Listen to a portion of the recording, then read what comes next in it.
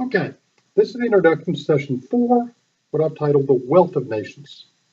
I posed 2 questions in the trailer. One of those is, why are some nations in sub-Saharan Africa, why do they have standards of living now that are similar to what most European countries had over 200 years ago?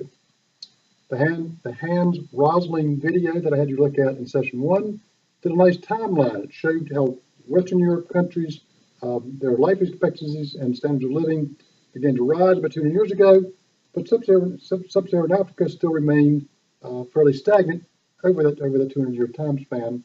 Why?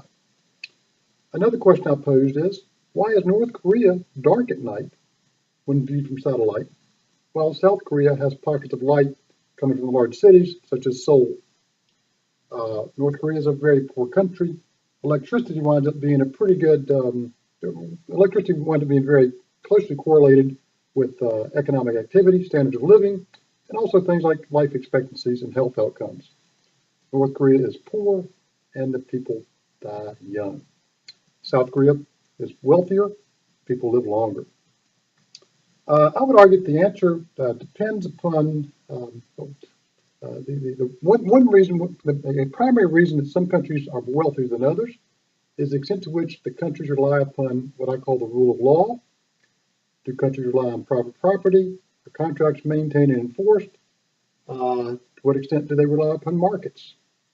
Countries that rely very heavily on government action, such as North Korea, that are full of corruption, such as Iraq and Iran right now, Afghanistan, tend to have very low standards of living.